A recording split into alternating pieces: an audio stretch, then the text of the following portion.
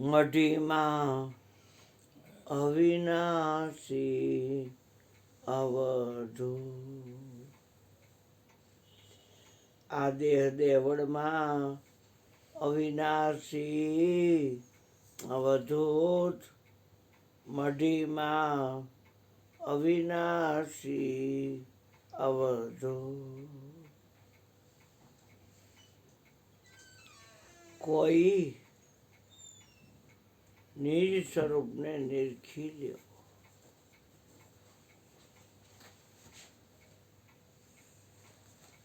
તો પ્રશ્ન થાય કે નિજ સ્વરૂપ કોને કેવું?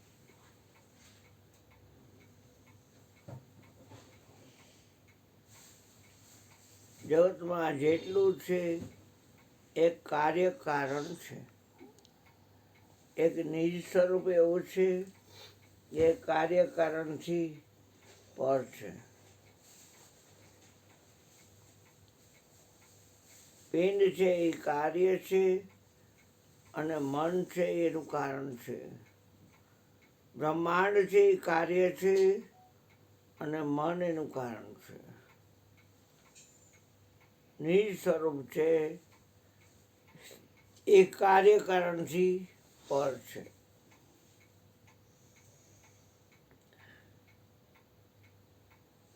પછીની કડીમાં કહે છે ખલક ખલકો। ઓછો જેમ ઠેઠ સુધીના કપડાં પહેરે એટલે એને ખલકો કહેવાય।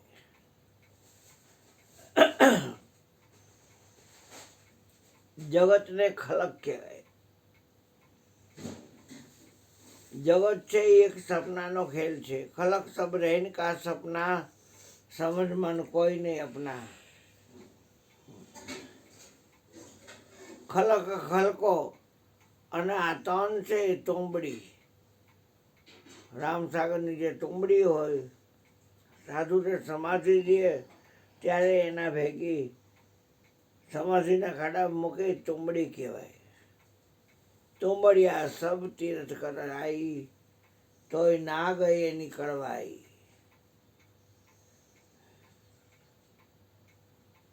ખલક ખલકો આ તન તુંબડી અને માહી બિરાજે મુનિ। મુનિના મહાત્મા, માહી એટલે અંદર। આ શરીર રૂપી દેહ દેવળમાં આત્મદેવ બિરાજે છે। એટલે આ શરીરમાં તો નીચેથી ઉપર, ઉપરથી નીચે ગમે જાય છે। શરીરમાં રહે છે, દર્શન થતા નથી। ક્યાં છે? અગમય અગોચર આસન રખ કે। અગમ અગોચર જેની કોઈને ગમ ન પડે। અ એટલે નહીં, ગો એટલે ઇન્દ્રિયો, ચર એટલે ફરવું। જેનું ઇન્દ્રિયમાં ફરવું નથી તે અગમ અગોચર। એ જગ્યાએ એને આસન રાખ્યું છે, ત્યાં કોઈનો આવરો જાવરો નથી। હાવ નિર્જન સૂની જગ્યા છે। જગ્યા પકડી સૂની, મઢીમાં અવિનાશી અવધૂત। કોઈ નિરખી લ્યો નિજ સ્વરૂપ। અવધૂત જગતની કોઈ વસ્તુ તટ ન થાય એને અવધૂત કહેવાય। એ નક્કી જ હોય કે બધું મારે લઈને છે, હું બધું છે લઈને છું જ નહીં। સ્વમાં રહેતું હોય ને કોઈ સુખી દુઃખી કરી ન શકે। સ્વમાં રહેતું હોય ને કોઈ લાભાની કરી ન શકે। સ્વમાં રહેતું હોય ને શત્રુ મિત્ર કાંઈ ન હોય। નફો નુકસાન કાંઈ ન હોય। પાપ પુણ્ય કાંઈ ન હોય। સ્વમાં રહેતું હોય। જગ્યા પકડી સૂની, મઢીમાં અવિનાશી અવધૂત। પછીની કડીમાં કહે છે ગુરુના ગમથી ગોતી લઈ જાઓ। હાય થાય તે નહીં મળે, પણ ગુરુની પાસે જે જ્ઞાન છે એને ગમ કહેવાય।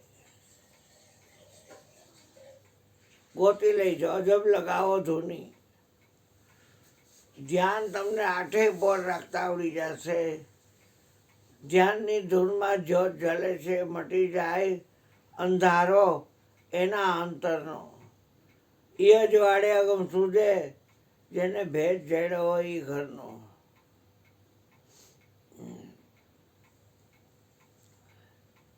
ગુરુના ગમથી ગોતી લેજો, જબ લગાવો ધૂની.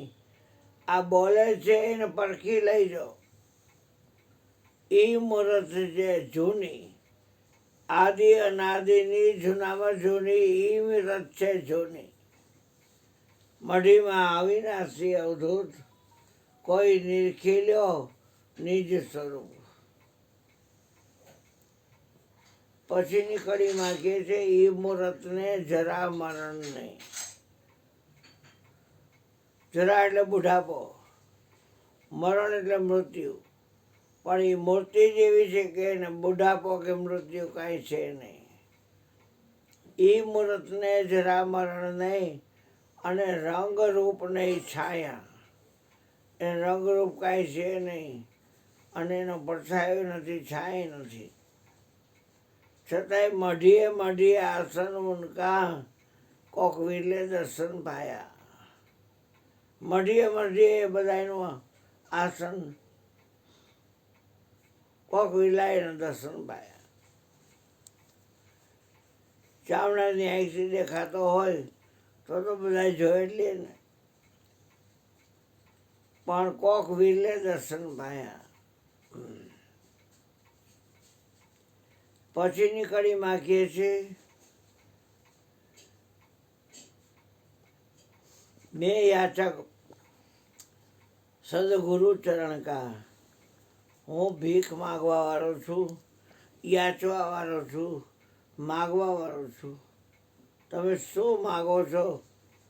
ગુરુ ચરણને. મેં યાચક સદગુરુ ચરણ કા, દાસ સવાય ગુણ ગાયા. સ્વામી ફૂલગરજી સંત ભેટતા, એહી મૂર્ત ઓળખાઈ.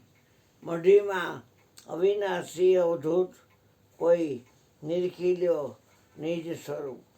મઢીમાં અવિનાશી અવધૂત.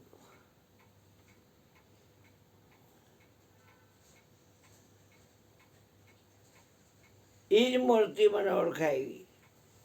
સૌ બાપો કહે છે મેં યાચક એટલે માગવા વાળો, સદગુરુ ચરણ કા, દાસ સવાય ગુણ ગાયા. ભરતનો નસીબદાર કહેવાય કે રામે એને સામેથી પાદુકા આપી.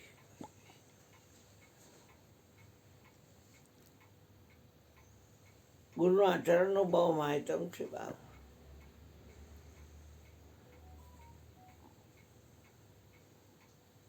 ગુરુના ચરણની પૂજા કરવાથી બધી પૂજા થઈ જાય છે.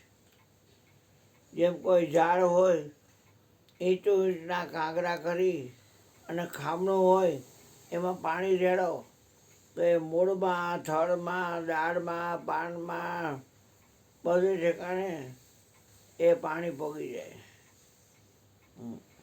કેમ કે તમે મૂળમાં સિંચન કર્યું.